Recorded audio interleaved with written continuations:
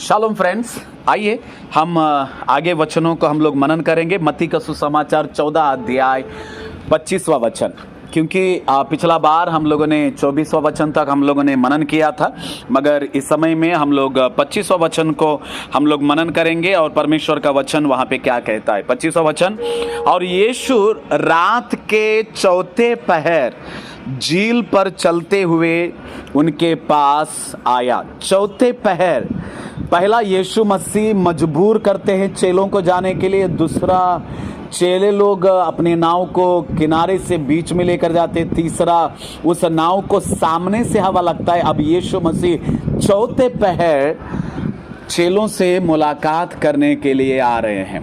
पहली बात इसमें यह सीखना है कि यीशु मसीह मजबूर तो किया ही चेलों को आगे बढ़ने के लिए, मगर अकेला नहीं छोड़ा।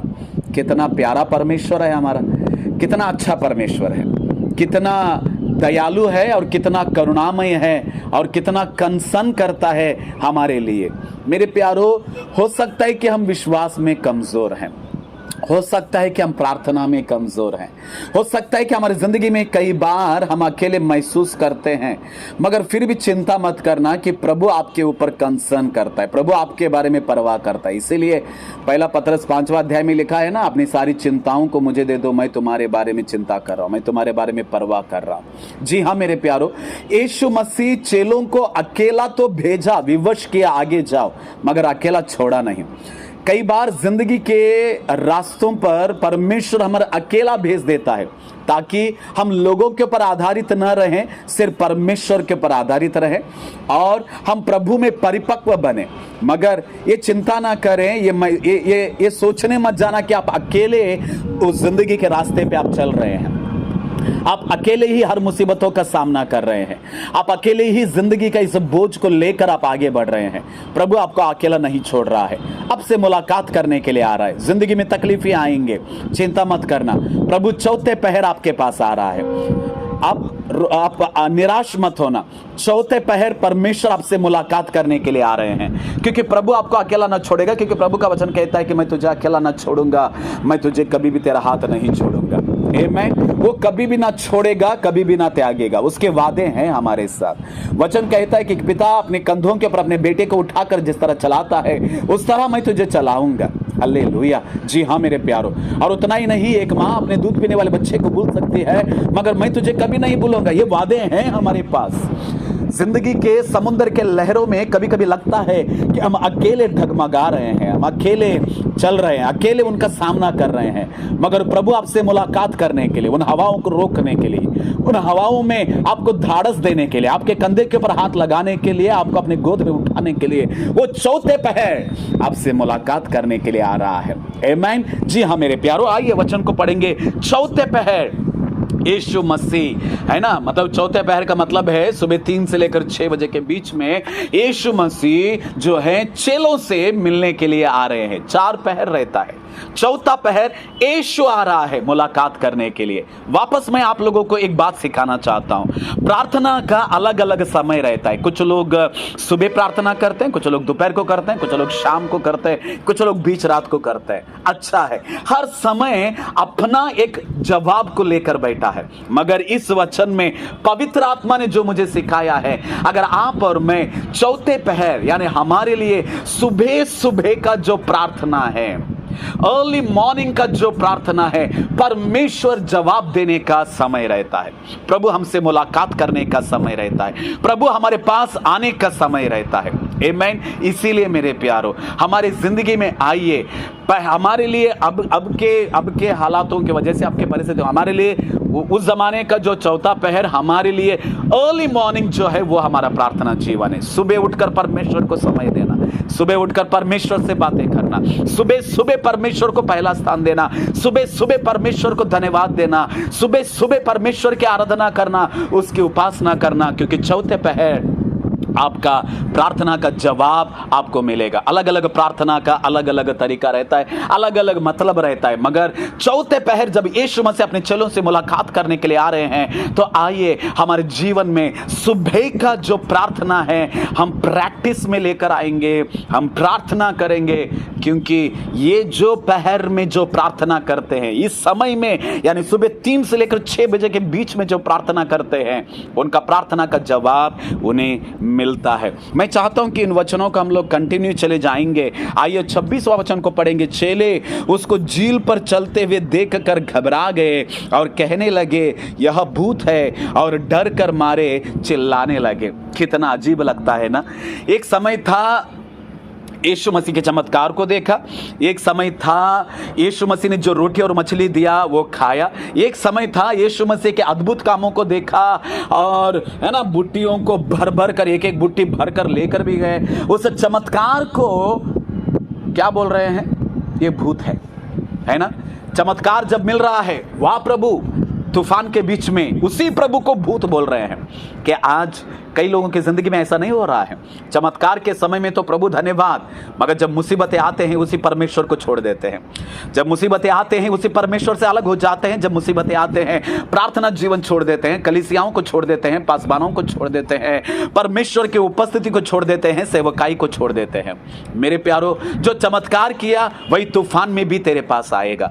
जिसने खाना खिलाया तूफान में भी तेरे नाव के पास आएगा तेरा साथ देने के लिए। मगर पहचान तो सही। जी हाँ, इस एक शब्द के ऊपर मैं आप लोगों को गौर करना चाहूंगा कि यीशु मसीह को पहचानो। चेले लोग देखा, यीशु मसीह के चमत्कारों को देखा, उसके दिए हुए खाने को खाया, अद्भुत कामों को देखा, मगर अब तूफान के बीच में यीशु मसीह को कहते हैं ये तो भूत है, ये भूत हो सकता है। यीशु मसीह को पहचानो। पहचानना बहुत जरूरी है।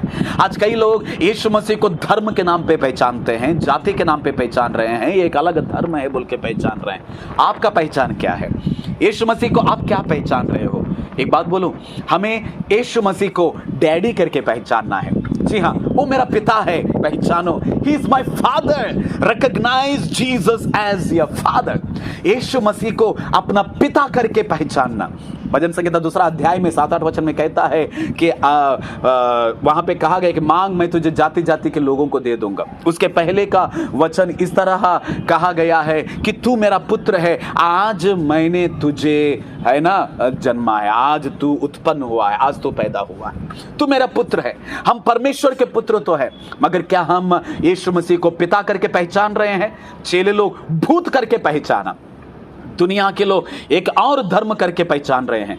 आपका पहचान क्या है? आज यीशु मसीह के ऊपर आप भरोसा तो करते हैं, विश्वास तो करते हैं, कलीसिया को तो आते हैं, बाइबल हाथ में तो है, मगर आप यीशु मसीह को क्या करके पहचान रहे हैं? Who is Jesus for you? Is he एक भूत है या आपका पिता है? आज आपको जानना जरूरी, यीशु मसीह मेरा पिता है। इसीलिए एक गीत को पवित्र आत्मा ने पिछले दिनों में मुझे दिया था कि वो मेरा पापा है, वो मेरा डैडी है, वो मेरे आंसुओं को पहुंचता है ना। तो मेरे प्यारो, यीशु मसीह जो है वो हमारा पिता है। एक अद्भुत रीति का गाना भी है, कुछ नहीं चाहिए मेरा पिता, तू मेरा पिता है, मैं तेरा बेटा हूँ, मेरे लिए वो काफ़ी है। जी हाँ मेरे प्यारो, हमारे लिए यीशु मसीह पिता है। आगे पढ़ेंगे हम लोग। चेले 25वां वचन, और यीशु रात के चौथे पहर झील पर चलते हुए उनके पास आया। चेले उसको झील पर चलते हुए देखकर घबरा गए और कहने लगे यह भूत है, और डर कर मारे चिल्लाने लगे। 27वां वचन देखेंगे। तब यीशु ने तुरंत उनसे बातें की और कहा ढाढ़स बांधो, मैं हूँ, डरो मत। आमीन। तुरंत बातें किया। हालेलुया। आमीन। इमीडिएटली बातें किया। जब चेले लोग गलत सोच रहे थे, चेले लोग गलत आईडी मान रहे थे, चेले लोग गलत पहचान में थे, चेले लोग गलत रिश्ते में थे, चेले लोग गलत फहमी में थे, तुरंत यीशु मसीह बातें करके उन्हें ढाढ़स दे रहा है, उन्हें धैर्य दे रहा है। उस डर से, उस एक गलत फहमी से, उस एक गलत सोच से यीशु मसीह उन्हें बाहर लेके आ रहा है। मेरे प्यारो, आज आपकी ज़िंदगी में क्या गलत फहमी है? आज आपकी जिंदगी में कौन से डर के साथ आप जी रहे हैं? कौन सा निराशा आज आपकी जिंदगी में है? कौन सी वो बातें हैं जो आपको खा रहा है? कौन सी वो बातें हैं जो आपको तकलीफ दे रहा है? कौन सी वो गलत फहमी है? कौन सा वो गलत पहचान है? कौन सा वो डर है? कौन सा वो चिंता है? कौन सा वो निराशा है? मैं आज आप लोगों को प्रोत्साहन देना चाहता हूं, तुरंत यीशु मसीह आपसे बातें करेगा। तुरंत बातें, immediately Jesus spoke, underline that one. तुरंत यीशु ने बातें किया। आप डर में हैं, तुरंत यीशु मसीह आपसे बातें करेगा। आप चिंता में हैं, तुरंत यीशु मसीह आपसे बातें करेंगे। आप निराशा में हैं, तुरंत यीशु मसीह आपसे बातें करेंगे और वहां से आपको बाहर लेकर आएंगे। कोई आमीन बोल सकते हैं? हालेलुया। तो डरने मत जाना, क्योंकि परमेश्वर की बातें आपको डर से बाहर लेकर आएगा। आपकी गलत फहमी से प्रभु आपको बाहर लेके आएगा। आपकी निराशा के समुद्र से परमेश्वर आपको बाहर लेके आएगा, क्योंकि परमेश्वर का वचन हमें धैर्य देता है, हमें धाड़स देता है, हमें डर से आज़ाद करता है। इसीलिए एक सेवक ने कहा, एक बात बोल प्रभु, मैं सुनने के लिए मैं तैयार हूँ। तुरंत यीशु ने बातें किया और धाड़स बांधने के लिए प्रभु वहाँ पे कह रहा है। हम थोड़ा सा आगे जल्दी से पढ़ेंगे और 28 वचन को देखेंगे। पतरस ने उसको उत्तर दिया, हे प्रभु, यदि तू ही है तो मुझे अपने पास पानी पर चलकर आने की आज्ञा दे। उसने कहा, अंडरलाइन दैट वन, आ जाओ। तब पतरस नाव पर से उतरकर यीशु के पास जाने को पानी पर चलने लगा, पर हवा को देखकर डर गया और जब डूबने लगा तो चिल्लाकर कहा, हे प्रभु, मुझे बचा। यीशु ने तुरंत हाथ बढ़ाकर उसे थामा लिया और उससे कहा, हे अल्पविश्वासी, तूने क्यों संदेह किया? मेरे प्यारे, इस कहानी को, इस घटना को हम सब लोग अच्छा रीति से जानते हैं। जी हाँ, यीशु मसीह तुरंत चेलों से बातें किया, उस गलत फहमी से उनको बाहर लेकर आया और पतरस कहता है कि प्रभु, अगर आप हैं, इस पानी के ऊपर जो चल रहा है, अगर वो मेरा उद्धार करता है, वो है, वो यीशु है, वो उद्धार करता है, वो प्रभु ही है, वो सृष्टि करता है, फिर भी पतरस कहता है कि अगर आप हैं। आमीन। मेरे प्यारो, यीशु मसीह जो है, वो तकलीफों में भी वही है, आशीषों में भी वही है, हर हालातों में वही है। वो अल्फा है, ओमेगा है, वो आदि है, वो अंत है। वो जैसा था वो ऐसा ही है, वो न बदलने वाला परमेश्वर। क्योंकि प्रभु का वचन कहता है कि वो बदलने वाला परमेश्वर नहीं है। मगर फिर भी पतरस कहता है, अगर आप है तो मुझे आज्ञा दे कि मैं पानी के ऊपर चलकर आऊं। पहली बात याद रख लेना, पानी पर चलने के लिए हमें आज्ञा की जरूरत है, यानी अधिकार की जरूरत है, यानी कमांडमेंट की जरूरत है। पानी क्या है? ये दुनिया है। पानी में हवा क्या है? ये दुनिया में आने वाले मुसीबतें हैं। इस दुनिया में आने वाले हमारी जिंदगी में तकलीफें हैं, हमारी जिंदगी में परेशानियां हैं, हमारी जिंदगी में चुनौतियां हैं। उसमें अगर आपको चलना है तो आप अकेले अपने बुद्धि के सहारे, अपने ज्ञान के सहारे, अपने धन दौलत के सहारे आप चल नहीं सकते। उसे परमेश्वर की एक आज्ञा, एक बात, एक परमिशन की जरूरत है। प्रभु का धन्यवाद, पतरस से यीशु मसीह के पास वो परमिशन ले रहा है, क्योंकि पतरस ने जान लिया था, इस एक जिंदगी के मुसीबतों में अगर मुझे चलना है, मैं खुद अपने बलबूते के ऊपर मैं चल नहीं सकता, अपने ताकत के ऊपर मैं चल नहीं सकता, अपने ज्ञान के सहारे में चल नहीं सकता, अपने धन दौलत के भरोसे पे मैं चल नहीं सकता। मुझे यीशु मसीह की बात की जरूरत है, मुझे यीशु मसीह जो अधिकार देगा उसकी जरूरत है, मुझे यीशु मसीह जो आज्ञा देगा उसकी जरूरत है। उसके बाद में ही मैं पानी के ऊपर चल सकता हूं। इसका मतलब इस जिंदगी के चुनौतियों को अपने बलबूते के ऊपर चलने मत जाना। दुनिया के लोग सिखाते हैं सेल्फ कॉन्फिडेंट, है ना, ओवर कॉन्फिडेंट। सेल्फ कॉन्फिडेंट कभी कभी ठीक है, ओवर कॉन्फिडेंट डेंजर है। जी हाँ, अपने बलबूते के ऊपर जिंदगी की चुनौतियों का सामना करने मत जाना। परमेश्वर का सहारा जरूरत है, प्रभु की बात जरूरत है, प्रभु का अधिकार जरूरत है, आमीन। प्रभु का ताकत की जरूरत है, एक वचन की जरूरत है। इसीलिए पतरस कहता है कि अगर आप है तो आप बोलो, तब जाकर मैं चलूंगा। अगर आप नहीं बोलोगे तो चलूंगा नहीं मैं। अगर आप अधिकार नहीं दोगे तो मैं चल नहीं सकता। आमीन। मेरे प्यारो, ये वचन बहुत ही गहरा है, बहुत ही और आगे है, मगर वीडियो लंबा हो रहा है, इसीलिए मैं यहीं पे मैं स्टॉप कर रहा हूँ। प्रभु जिंदगी के चुनौतियों में अगर आप धाड़स के साथ आगे बढ़ना चाहते हैं, प्रभु का अधिकार, प्रभु का आज्ञा की जरूरत है। दूसरी बात, यीशु कहते हैं आ जाओ, याद रख लेना, आ जाओ। मैं चाहता हूँ कि जिंदगी के चुनौतियों को तू सामना कर, मगर मैं तेरे साथ हूँ। इस जिंदगी के मुसीबतों को तू देख ले, तू चल, तू आगे बढ़, विश्वास का कदम आगे बढ़, मैं तेरे साथ हूँ। प्रभु कहता है आ जाओ। पतरस पहला कदम वहां पे पानी के ऊपर रखता है। नाव में रहने वाले लोग हो सकता है कि ये कह रहे हैं, अरे किधर जा रहा है, कहाँ पानी के ऊपर चल रहा है, क्यों चाहिए ये सब, क्यों ये विश्वास का जीवन, क्यों चाहिए प्रार्थना, क्यों ये पानी में उतरेगा, कहीं गलती से डूब जाएगा, मर जाएगा और लज्जित हो जाएगा और शर्मिंदगी हो जाएगा, छोड़ना, नाव में बैठना।